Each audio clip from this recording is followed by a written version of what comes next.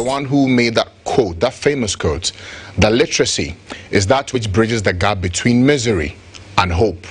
Tonight we want to interrogate the future of our education, where we've come from thus far, and how much more work we all have to put in to move many who are impoverished, both in mind and also in action, and also look towards the best decisions for our future.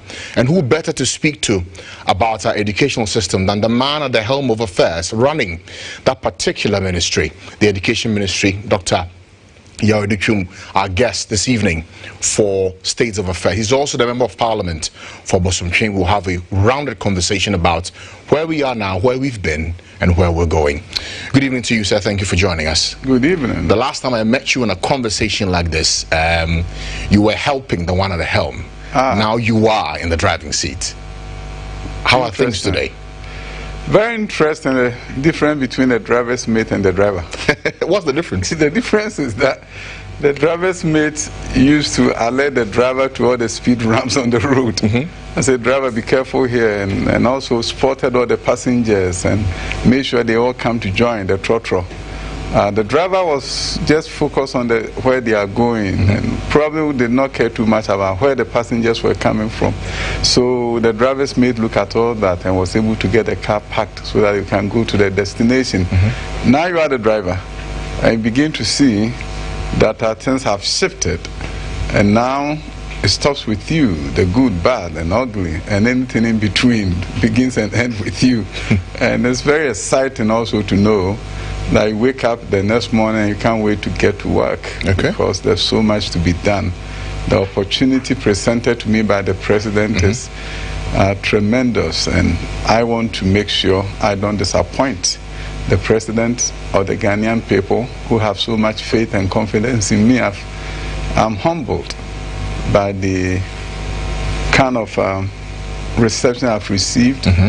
People calling me either in the media space or outside the media space, coming to my office congratulating me and expressing their confidence in me. And that has given me a very important opportunity to also work hard and make sure we can tweak things where it needs to be tweaked. We can revamp where things need to be revamped. But our focus is very clear. It is about the transformation agenda of Nana Addo Dankwa Akufo-Addo. Okay, so with that in mind, just a small footnote before we delve into the thicker matters. In your time as Deputy Minister to now Minister, was this the job you were always looking for? No, I wasn't always looking for this. I wanted to distinguish myself in the position that I had and leave the rest to God and to leadership. So I never woke up any day saying that I wish I was the head. No.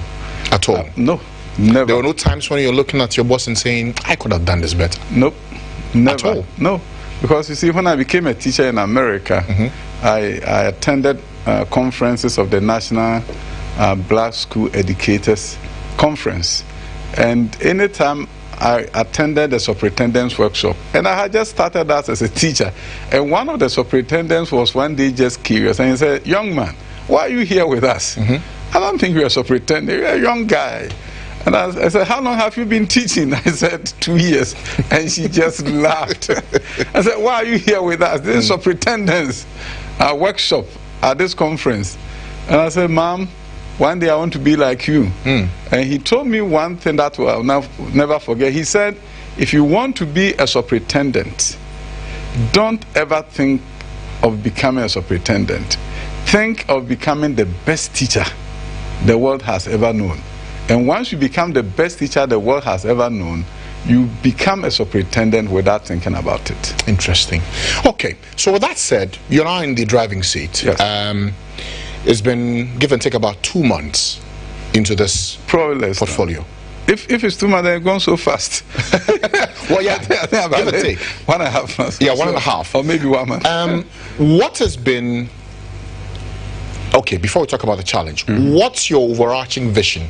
What are the 3 key things you want to take care of at the helm of affairs? I want to create or support the president in creating an education system that is second to none in the world. I believe that in a developing country like Ghana, education cannot be an end in itself. It has to be a means to an end.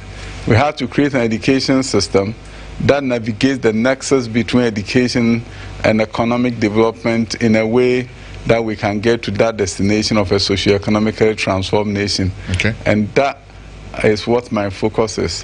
What are the metrics I need to measure to make sure our education system can change the fortunes of our nation? So when we hear the president talk about the gross tertiary enrollment ratio, it's a wake-up call to this nation that if we don't move those numbers up, it doesn't really matter what our wishes, it will never come to pass. So in this position, I see a great opportunity to really create a robust education system that will move us from point A to B, the intended destination of socioeconomically transformed nation. So when I hear people challenge us, yesterday somebody was in the news talking, I think to another channel, saying the education service system is not good. And when I heard it, I said, wow, this is a challenge to me. I will make sure that under the leadership of Nana Addo Dankwa Akufo-Addo, we will change this nation's education system and do all the right things. So I see opportunity everywhere. I don't see the stress. I don't even mind the challenges. There will be bumps in the road, but I see opportunities everywhere that I turn. And I want us to navigate this conversation on three levels: primary, secondary, and then tertiary. Yes. So let's begin with primary. About when the president assumed office in 2017 for his first term, the first conversation that came up was about curriculum reform. Now, we saw works done, the document created, the rollout starting. We're now in the third or fourth year since this was introduced. Where are we in reforming our basic education in terms of curriculum and its implementation?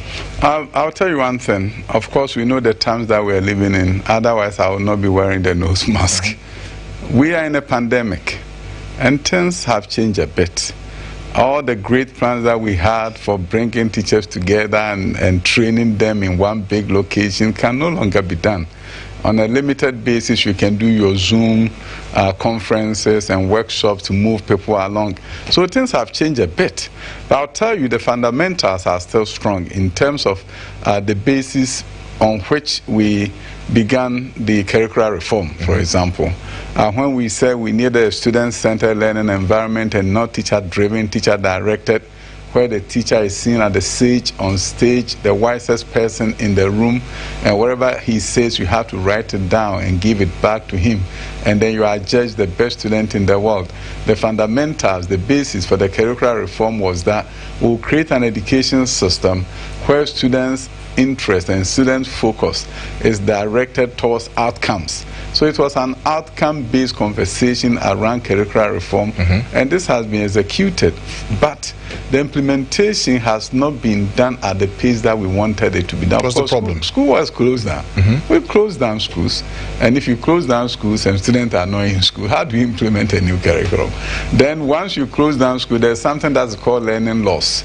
Our students stay at home, even though we try the TV and radio and other things, we still could not actually give them the instruction as if they were in school. So of course, you have that serious bump in the road, which, by the way, lawyers will call an act of God. There was nothing anybody could do. COVID, yes. But now we are putting the pieces together. School has opened, and the teachers are now doing intervention so that we can do a learning recovery and then begin to seriously come back to how do we put the curricular reform on the right track. But I think the fundamentals that says we have a learner-centered curriculum, and a curriculum that is standards-based, that you're able to measure what standards you've captured. And to cap it up, you see, when we talk about curriculum, instruction, and assessment, these are three things that go together. In education, we call that CIA, not the American CIA, but we're talking about you look at your curriculum, you instruct it, and you assess. Yes. This year, we're going to do a national assessment in primary 4. all primary 4 students, about 550,000 of them, will take a national assessment in English and mathematics for us to measure how well they have truly studied and captured the curricula as it was set out to be. The scores may not be the best, but we still want to do. Are you already preempting what the results will be? No, I mean, we were in a pandemic, their kids were at home, but we brought them back. But they may be learning. They might surprise you. They are learning, but you see, the thing is this.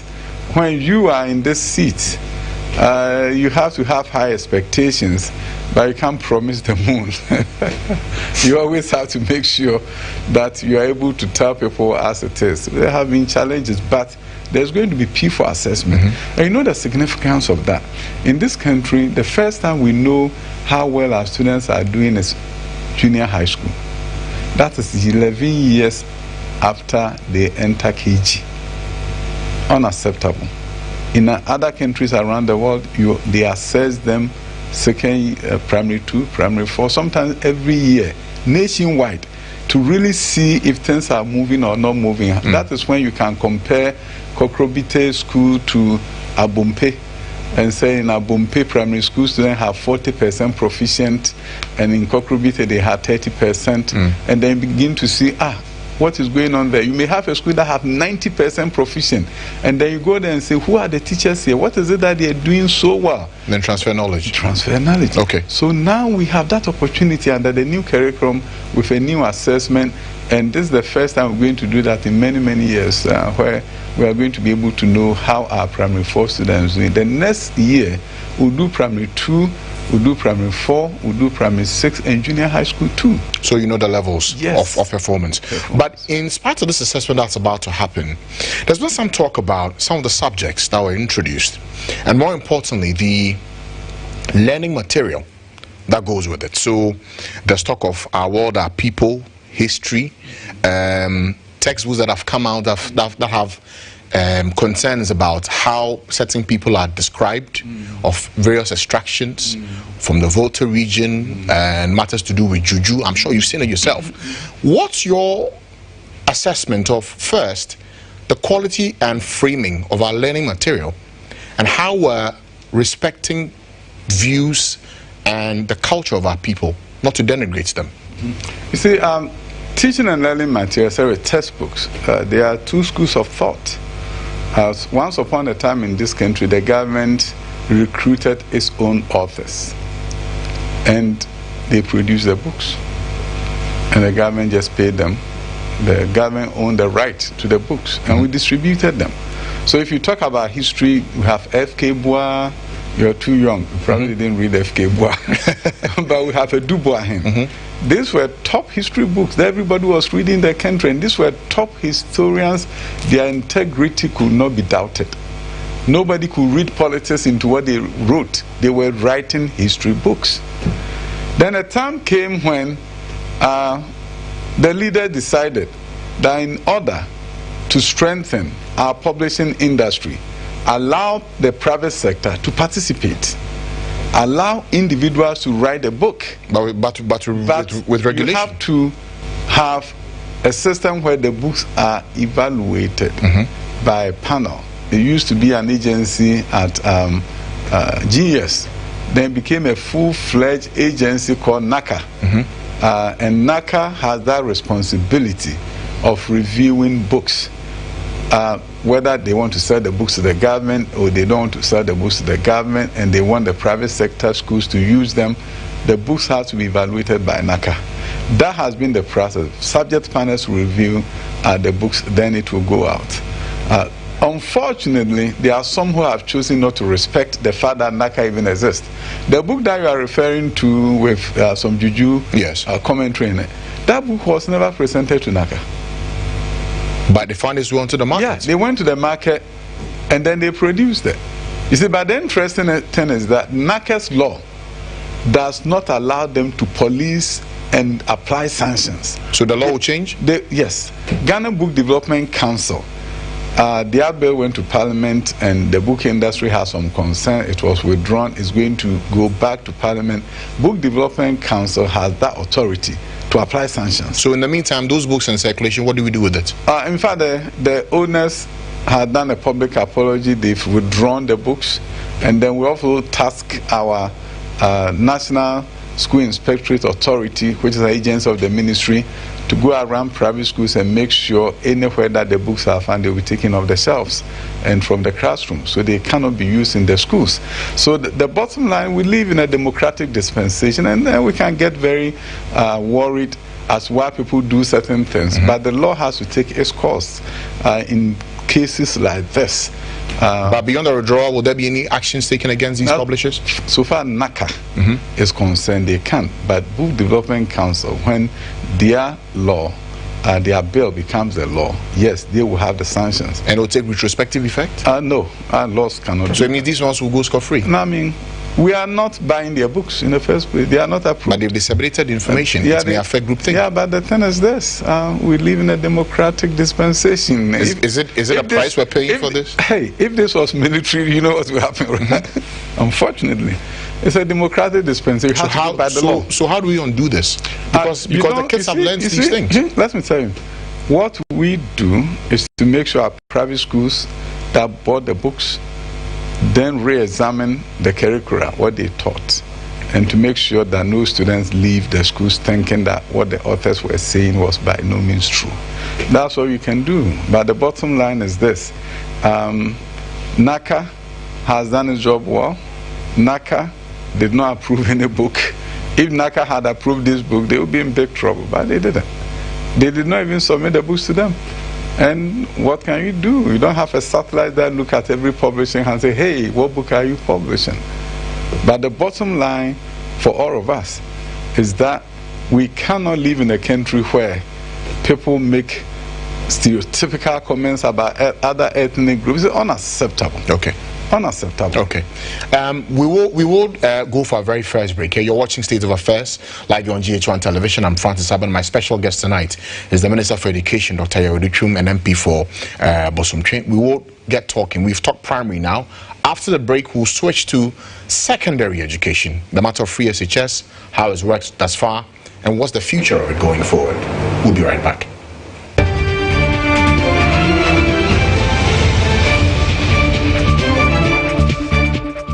You always said I was like a perfume.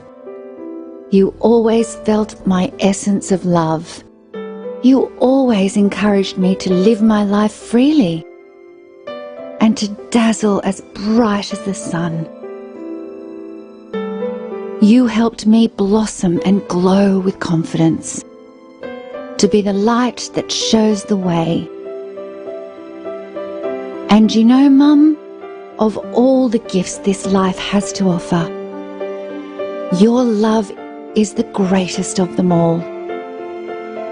Cherish every moment you have with your mother and celebrate the love between you. Make every day Mother's Day with Marion Luxury Perfumes, available at GH Perfumes Mall.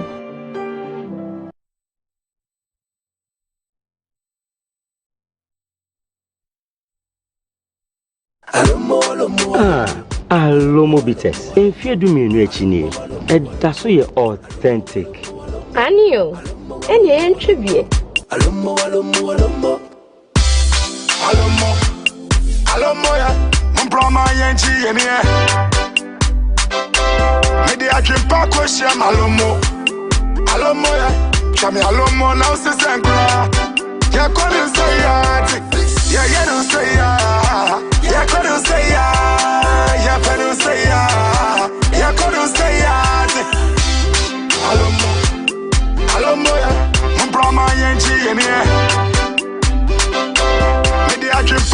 Alomo bitters, 20 years, the Camry Pakroji. No Nyansem, one Toma Nipa winning feeding watch it, and Sessa Pimphonum. FD, you should say Jadian Crab to Imagiatum say, yeah. Alomo, authentically African. For many years of serving the world with herbal and alternative medicine, a combination of homeopathy, naturopathy, reflexology and many more, we've been successful in treating many complicated conditions. We deliver excellent and effective services to people from all walks of life through scientific and traditional means using electronic pulse machine, serogen bed, circulation devices, physiotherapy, massage and many others. We have a well-equipped laboratory with advanced diagnostic and treatment devices to help detect your illness so we know the right medications to be given. I had a serious cough for 7 months. I sent my spec to South Africa for tests. Nothing was found. I came to Dr. Amin. Within 5 days, I was healed. Our zeal and passion to save lives and outstanding years of achievement have won several awards like the American Black History Honors, Master Practitioner of the Decade, amongst others. This is why we say, go herbal, go Amen. Amen Scientific Herbal and Alternative Medical Hospital. Allahu Shafi, God is the healer. This advertisement has been vetted and approved by the FDA. I don't go be just I don't pay me the no I don't go for me go away. I don't go for me go away. Come gonna make you yeah have I need to be done every Ghana my move when you bet I don't go be just I don't pay me the no I don't go for me go away. I don't go for me go away. I'm gonna make you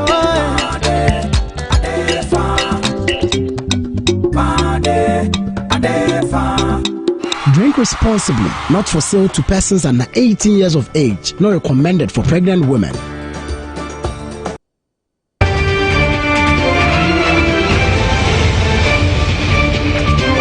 Welcome back. You're watching State of Affairs here on GHOne Television. I am Francis Aban.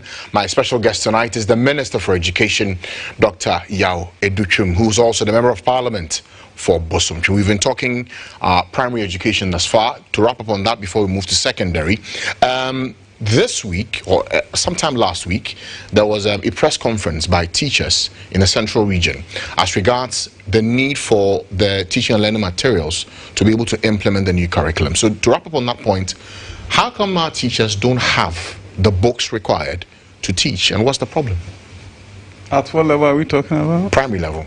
Primary level. I thought you said we were going to secondary. Yes, but just at the primary, that's what she was reminding you. But at the primary level, I'll tell you one thing.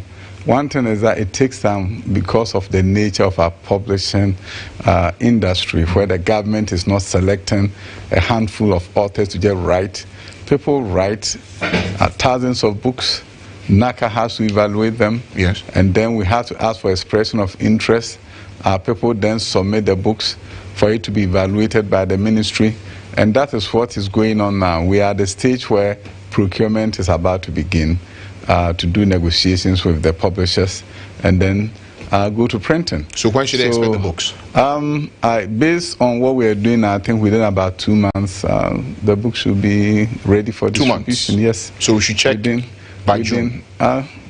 We are working hard on it. Okay. Yeah. So in the meantime, what do the teachers used to teach? You see, in all jurisdictions, Ghana or in other countries, you have what we call teachers' packages. You have lesson plans, you have lesson activities, you have reading materials, you package together, you print it for the teachers to use in the interim. And that has been done. Has it not taken too long? Oh, it's a process. You see, if you want it to be fast, you may end up with books that you don't want. But did you at least tell the teachers that it would take this long so they prepare as much? And the bottom line is this. Teachers are creative, and once you give them something to work on, they do a better job than all of us put together. But are you supervising them well enough to know that you're teaching our kids the right things? Oh, yes. In the absence of these books? Of course, I can be in every school, but we have the National School Inspectorate Authority that is monitoring schools. As I speak with you, they have about 200 people across the country looking at schools and you're looking able to at touch every school? Teaching. I mean, not at the same time, but they will do it. The bottom line, though, is this. I have confidence in the teachers of Ghana that at any day they are doing their very best for the children. And yes, there may be some people that may not be doing what is expected of them, but majority of our teachers are committed and they do all the right things. And that is why we are speeding up the process. I just took over. I'm speeding up the process, picking up from where my predecessor ended the book procurement process, and we're going to push forward to make sure it comes in a timely fashion. So are you buying some grace period just to sort things out? Oh, not grace period. I don't have no grace period. The time I have is to work hard. Okay. I come here at 6:30 in the morning. I leave at 7:30 when I'm lucky. 13 hours a day. When you're unlucky, what time do you leave? When I'm lucky, 7:30. When you're unlucky? When I'm unlucky, 10 p.m. and we are sorting things out. We have to sort things out. We really have to create a very robust education system. And doing that means critically thinking through things. I'm lucky. Education minister who has taught for 11 years, headed and developed schools for 12 years, deputy minister for 4 years. I have enough experience to do the right thing and make sure I don't disappoint the president and Ghanaian people. So I'm putting the time to get the structures in place. So 2 months time I'll check in. On the books. I may check in with you and let you know first. No problem. So now let's move to secondary. The flagship program of this government has been the free senior high school program. Yes, sir.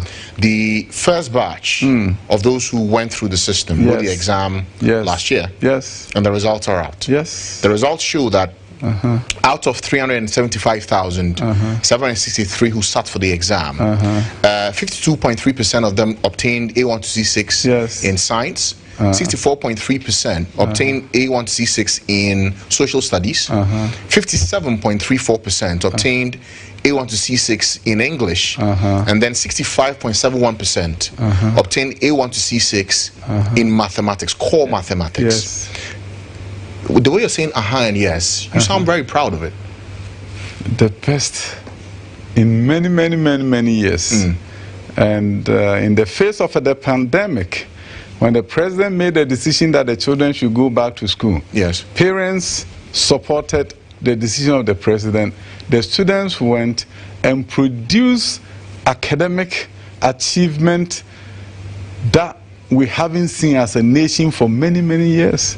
It's only during the time of President Kufuor, when high school was 4 years, when we saw something close in mathematics. Per the report, they said this is the best result since 2015.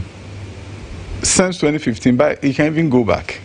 And you can see that in some subject areas, especially mathematics, this is one of the best we've ever seen. In fact, in doing up the research in appearing today, I looked at from 2016 till now. You mentioned mathematics. It's been 32.83% in 2016, 42.7% in 2017, 38.3% in 2018, 65.31% in 2019, 65.71% in 2020. Yes, so it slumped in 2018 and then it climbed back up in 2019 and 2020. Yeah, consistent growth. And I think math is something that is feared by all, but somehow we are getting over it. And that is a great accomplishment for this nation. Math is what keeps students away from universities, and now we are getting over it. So it's a good omen for this nation that our children are now moving up in mathematics and they are getting over the fear of mathematics. So, and all around if you look at the other subject, the fact that everybody is over 50 means now more people qualify for entrance into university. But comparative to 2019, there was a drop for social studies, drop for science, I'm sure that's integrated science, and then increase for English and math. Yes. So what happened to the other two? English and math. So English, math, great. But what of science and social studies? I mean, those things because happen. STEM it's 360. Yeah, but you see, mathematics and English, critical subjects. Because those two, if you don't have it, the universities are not looking at you. So the growth in the two is something very great for the nation. It doesn't mean we are not going to pick up on the social studies and science, but when you see math and English growing, it's good for the country. Okay. Now, at the time of the exam, there were reports that came out about some papers that got leaked and per the reports that came in, just to check, they mentioned that of I think mathematics, core mathematics, got leaked. So some also question the high performance for mathematics to the leaked paper. I think you were here when you saw students who were disappointed that their lead question didn't show up, right? We were all here. Lead question. It didn't show up and they went on demonstration, right? But it doesn't negate the fact that the paper got leaked. No, it does. Because the point of the matter is, if the questions came, why did they go on demonstration? So all that I'm saying is that WAEC assured us, and I believe them, because they have a way of determining if the papers leak when they are scoring them, and they're able to do the analytics and see. So, I mean, there are people who have set up fake websites, and they sell. Oh, but this was on Graphic. This report was on Graphic. No, I mean, I don't know. It's not a spoof website. No, I mean, Graphic, if they saw the questions and the same questions came, then Graphic should tell us where they saw the questions from. So the bottom line is that. You don't believe this? No. Mathematics did not leak? I don't. Have you got the outcome of the investigation by WAEC on this report? WAEC said it didn't leak. I personally spoke with them. They told me it didn't leak, and that it came from fake websites. But let me tell you one thing. The dialogue we've had with WAEC, and as articulated by the President during his State of the Nation address, is that we will not allow leakages in our exams. And you know, the antidote to it is what is done in other places around the world, where we have serialization, creating different versions of the same test. Sometimes have 10 versions of the same test administered in the same room. I'm sitting next to you. Your question 1 is my question 31. And even in those cases, your answer is A, mine is C. So when that is implemented, which we want WAEC to implement, then the era of examination malpractices will be over. Because when you say you have leaked question, what version are you getting? And if all the 10 versions leak, the amount of time you spend in study, you must as well go and study your notes. So we will stop examination malpractices in this country so that nobody will ever think that he will just sit there and some teacher will go and hide in the bush somewhere and somehow be able to help him or her and say that number 1 is A, number 2 is to B. Whose number 1 is A? So if 10 versions in the room, come and talk about number 1. If you are an invigilator and you are unethical and you want to help the students, whose number 1 are you talking about? Okay, so that's for the matter of the exam. We talked about those who did well, A1 to C6. Now, often when the numbers come up, we look at the good performance. For those who didn't do well, those from the D7 to E9, E8 and F9, what's the plan for them? Because point is, they are the ones who often fall through the cracks. You see, in this country, one of the things that we've seen is that people do remediation and intervention after the fact. There are schools that do a very good job at helping people to reset, and people reset. Yes. And they end up doing very well. So they should do the reset. You do the reset and you come back. But what I'll tell you is this: as we go forward in bringing about quality performance in our schools, we have to begin to look at how we do intervention. You know that the government is now providing funds for intervention in our schools. But I want to go further than that to say that if a child comes to your school and you evaluate them and their English performance is not that good, there should be a way to support that student to do well in English. So we need to do a better job of intervention. It doesn't serve us well when we know that child cannot read very well, cannot write very well in their Form 1, and we are asking them to do 10 subjects. Now, it's good to do management in living, all the visual art courses, but we'll rather begin to take a look at why not give that student a double dose of English. To improve. To improve, and allow the person to forego one of the electives. So instead of carrying 6 electives, I think they do the 6, because they have PE and then ICT, which is non-examined, unexaminable. So instead of ICT unexaminable and other courses, why don't the student do additional English course so that they can strengthen their English, so that they can participate? So these are new ideas that we are bringing to the table in terms of what we need to do to provide intervention, so children who are not doing well can also pick up the pieces and compete with the rest of their mates. Okay, speaking of exam, the next batch of final year students were supposed to have been back in school this month. Then there was late communication that they will have to wait till May to go back to school. GS had to issue a statement to apologize on the day when the parents had gone with their kids to the schools to go and study. for you as the minister, what happened? What do you know about it? Was a mistake by GS. And I'll tell you one thing, GS does very well with running schools. By the way, on the exams, you know that out of the 465 students who have 8 A1s. 80% Ghanaians, yes. So when people talk about free senior high school destroying the education system, how can you have an education system that has been destroyed produce an outcome that has never happened before in the history of this nation? Okay. GS, Prof. Opoku Amankwa and his team has done well, but there can be missteps, and that was a misstep. It shouldn't have happened. What happened? No, I mean, because it was after you see, the thing is, I think they've explained it to Ghanaians that they are sorry for what happened, but they also made a point that yes, they could have done better in terms of the communication, but the rationale for the decision was solid. When they came to the intent was good, no doubt. That is it. Additional hours. Yeah, but the parents having to spend money, the last they've got to send their kids to school, it's already, having to travel the long distance. It's already happened. What we need to do is to make sure it doesn't happen again. I mean, when you're a leader, that's what you look at. Sorry, cut it. No. But what should you do? Tell me what to do to GS. You are the one in charge. No. So the point of the matter is that they do a good job with the Ghana education system. There was a misstep. And they know that there was a misstep. They apologize to Ghanaians. There's a misstep. It will never happen again. So for the parents watching you tonight, what do you tell them? For the parent watching me tonight, I want you to know that your children are in good hands. Your children's education will never be jeopardized. GES wanted to make sure that your children do not go on vacation a month before the exams. So they wanted them to have the vacation up front.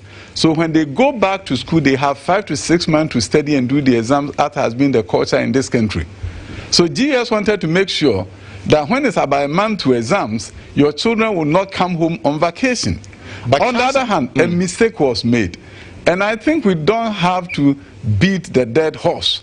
We need to be able to understand that, hey, this is the agency that was able to produce 411 8A1s. They made a mistake. That should work. But on the reason for them having to go and have a lot more contact hours, Charles also came out and gave a different perspective. This delay is because this is due to the matter of congestion and that they don't have logistics beds to be able to find. I don't know which Charles you are talking about. So the one who spoke was the president for the Alhaji Yakubu Abubakar. I know Ghana Education Service. That is my agency. I don't speak for Charles. And I can't vouch. No. They are an organization. They're a different organization. They run the schools. No, they run the school, but that's an agency. They don't have the force of law. Ghana Education Service is empowered to run the schools of Ghana. And they're saying the reality is that there was congestion. They work for me, and I take their word for it. I'm the Minister for Education. So Charles is lying. I'm not talking about, I won't take your word. You have said it. I didn't say I'm asking. No, go and ask them, not me. Don't put words in my mouth. I'm not putting words in your mouth. No, but don't come and ask me if they are lying. Go and ask them if they were lying. What I know is that the Ghana Education Service have done a good job for Ghanaians, for parents. So there's no case of congestion? No possible case. Congestion if they were... No, let me tell you. There's no case of congestion. Let me tell you one thing. The reason why some schools even decided that they would do double track was to make sure there was no congestion. So when you talk about a case of congestion, how can you do a double track and have congestion? So the bottom line is, double track is supposed to ensure that there's no congestion. So somebody tells you that you did double track and you have a congestion, then it doesn't go together. So I don't know what you're talking about. If all Form 1, Form 2, Form 3 had all appeared at the same time, congestion may have happened. And that there were other logistics they had asked for furniture, which have been provided for the schools. Did they? They said they made the appeal to GS. No, but it doesn't matter. They didn't. For the postponement. They didn't. And GS they didn't what? Ask for the logistics? The GS did a good job advising the minister that this is what we're going to do. And they did it. And I'll tell you this. On any day, I will back the Ghana Education Service. There will be missteps. But it doesn't mean they don't have the best of intentions of parents and children at heart. And they do a very good job ensuring that our schools are run well. On any day, I'll back them. And when they do things that are not well, I also tell them, But I'm not going to sit on your show and chastise my GES and chastise my headmasters and tell them they are lying. Are you serious? I'm a strong leader. I don't do that. No problem. So don't expect me to sit on your show. No, that's what I'm saying. I only asked a question. Yes. It was a question I asked. Yeah, so you've given clarity. Fantastic. Yeah, yes. Now, on the matter of free SHS, thus far, per the budget that was read by the finance minister, we spent a little over 3 billion on the flagship program, free SHS. 3 years after running it, should we begin to look at how we fund it and the matter of means testing that was suggested a couple of years ago for the effective run of it, considering that if you look at the budget, 35% of the revenue that we're supposed to generate will go into interest payment, another 30% into payment of salaries. Should we begin to share the burden for free SHS? What burden are you talking about? In terms of funding the program means testing. What are you using for means testing? You brought it up, so maybe you have some suggestions. Based on what I know in this country is that my brother, who is a plantain farmer, makes more money than the chief director of Ghana, of the Ministry of Education. But if we use means testing with income taxes, the chief director of the Ministry of Education will have to pay school fees for his children. What about those who opt to pay? Parents who opt to pay? If you want to pay, go to any school and give your money to the headmaster. What is the problem? If you want to pay, go to Achimota. If your child goes there, give the money to the headmaster and say, headmaster, don't receive money from the Ministry of Education for my son. And we'll applaud you for it. So that's not so that option is available. Who said it's not available? Okay. Have any headmistress refused your money? if you want to give your money to a headmistress and say, Madam Headmistress, I love your school. Don't accept the money for perishables. Yes. Don't accept the money for car vehicle maintenance. I'm paying it. The headmistress won't drive you away. Don't drive you away. So in terms of sustaining the program, you think all is fine? The oil revenue is just not enough? Let me tell you one thing. We live in a beautiful country called Ghana. This is the only country where the government says, I'll do it and I'll deliver. And the people are saying, media people like yourself are saying, no, you can't. No, that's what I'm saying. This government has done such a... the budget and the fiscal difficulties. The budget. The physical difficulties. In spite of all this, Nana Addo Dankwa Akufo-Addo has done the impossible for this nation. In the midst of the pandemic, money is still going to schools. In the midst of the pandemic, children are in school and they are being fed. Yes. Do you remember the Northern School Feeding Grant program that was there before Free Senior High School? Yes. Did you hear how many times headmaster threatened to shut down schools because money was not coming? Nana Addo Dankwa Akufo-Addo deserves our commendation for the able manner in which he has managed the Free Senior High School and made sure logistics are provided, school uniforms are provided, all the things that the student needs to stay in school are provided. And I'm not going to sit here playing the revisionist game, talking about their hardship. The headmasters are in school and we are providing everything they need to be in school. First time we provided 4 core textbooks for every child. Yes. We've also provided elective textbooks for senior high schools. When you talk about management of senior high schools, Ghana's senior high school have been managed in a way comparable to anywhere in the world and probably better than many nations in the world. How many nations in the world do free senior high school with boarding? We have 70% boarding and has done that consistently. This is the 4th year. This president is determined to bring about transformation through education, and he's doing that. And I think the good people of Ghana should commend him for the work that he's doing. And those of us who do the Monday quarterbacking should be able to look at what we do and be able to say that this president has done something unique. And yes, there are some things that we need to improve. But when I hear the sky is falling and that Free Senior High School is coming to a halt, who says so? But I haven't said so. I'm only asking about how it can help. Not you. Yes. I'm talking about the Monday quarterback. I didn't refer to you. Who are those, by the way? You don't know in this. Okay,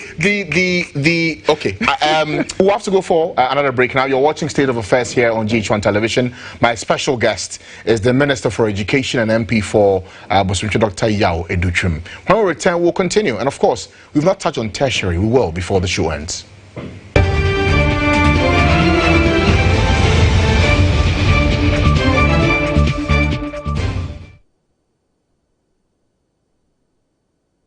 Please don't do this.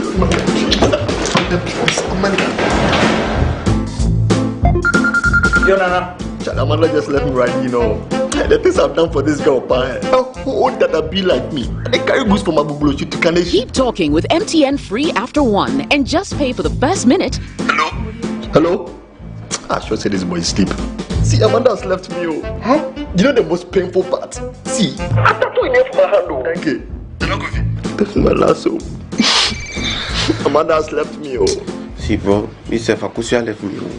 But you also get to enjoy free 50 megabytes a day just for your first call. Could you, Charlie? Amanda left me.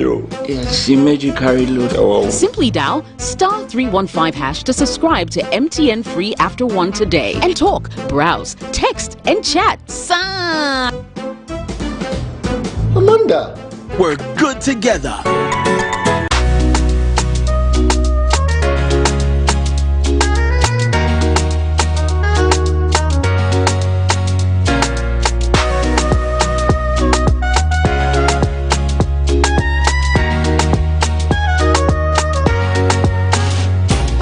It's an exciting time to join Surfline.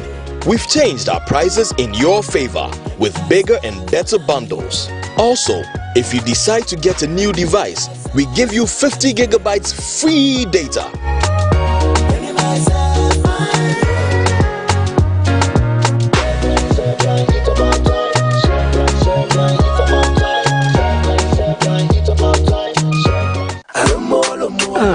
Alomo bitters. If you do me no chini, that's so you authentic.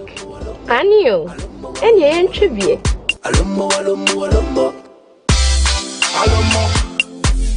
ya, Mbrama Yanchi, and yeah. Maybe I can pack question Alomo, ya, Chami Alomo, now says and cry. Yeah, couldn't say yeah, you don't say yeah, couldn't say yeah, couldn't say yeah, couldn't say Alomo, ya, Mbrama Yanchi, and yeah. Alomo Bitters, 20 years, the Camera Pakroji. Nunu Nyansem, Wantoma Nipa Wunim Fiedun Watch, and Sessa Pimfonum. FDR, who say Jedian Krato Imagiatum say, yeah. Alomo, authentically African.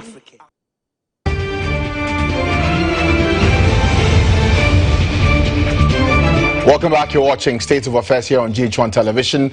I am Francis Aban. My special guest tonight is the Minister for Education and the Member of Parliament for Bosumtwi, Dr. Yao Educhum. Before we wrap up on the secondary education, before we talk about tertiary, on the results that had come out, you did say that the flagship free access program is largely to take responsibility for the outcome, of course, but do the levels of pass have anything to do with essentially how the students learn to write the exam or the interventions per se of the program? I think it's in totality. Because as you may recall, when we introduced the double track, one of the essential features of the double track was the fact that we are introducing the semester system. And under the semester system, children have more hours of instruction than the previous system. So instead of 1,080 hours of learning in a year, and under the double track system, they were having 1,134, and now it's about 1,140 thereabouts. It's even more. And consequently, they have more time to interface with the content and with their teachers.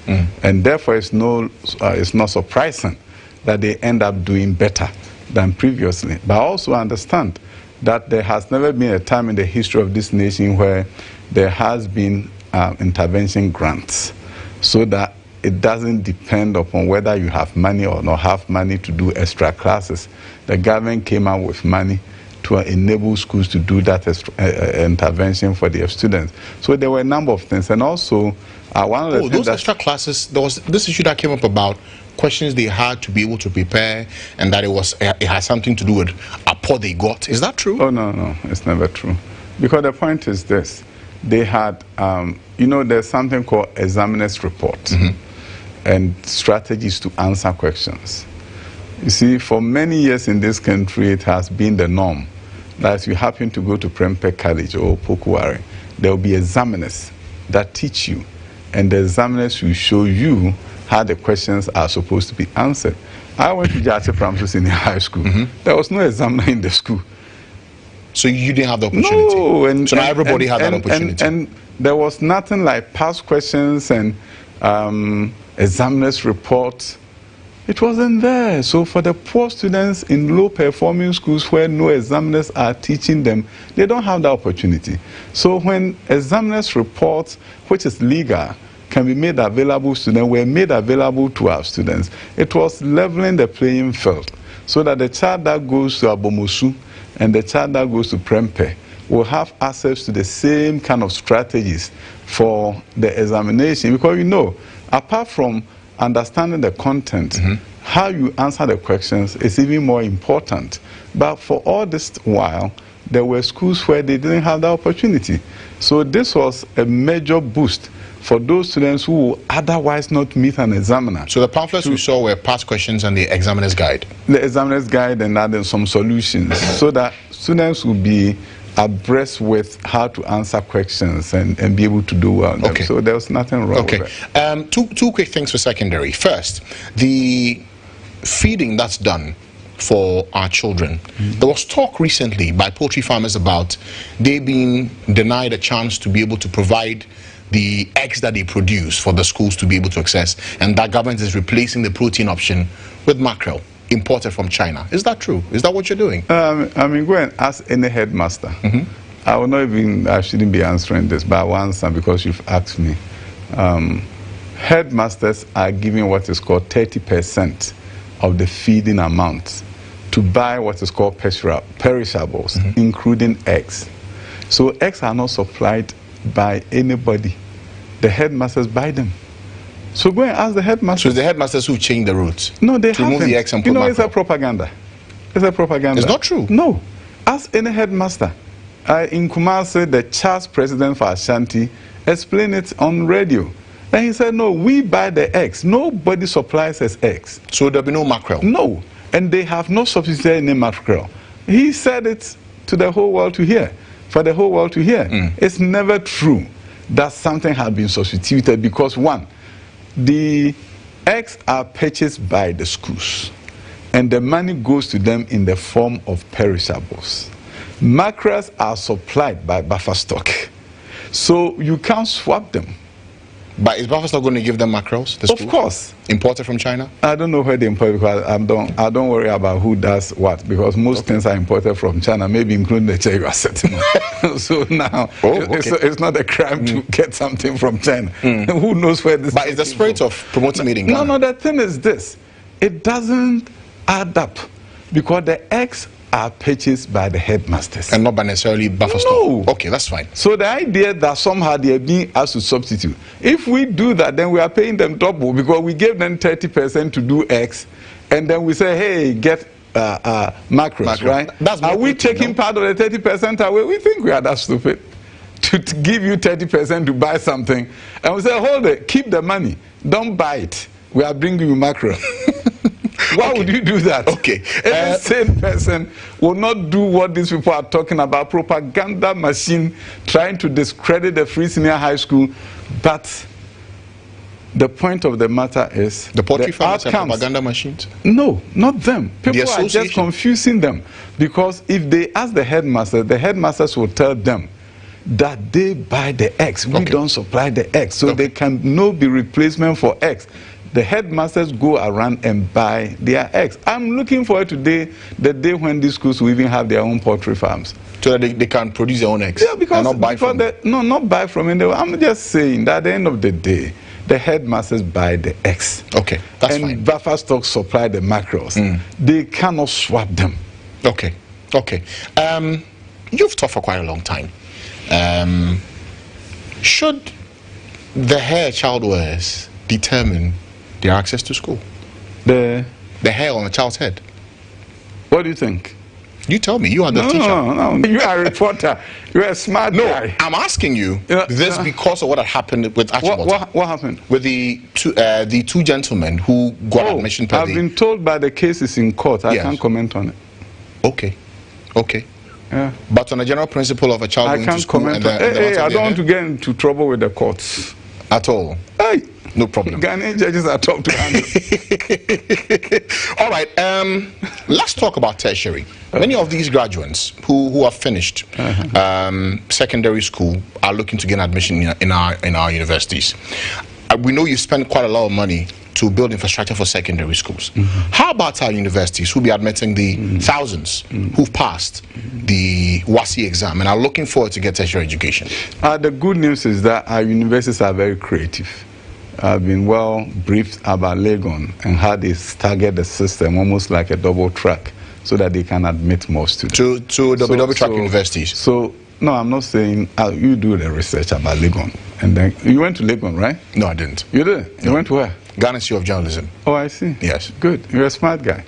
So ask LGHOne about what they're doing and inform the world.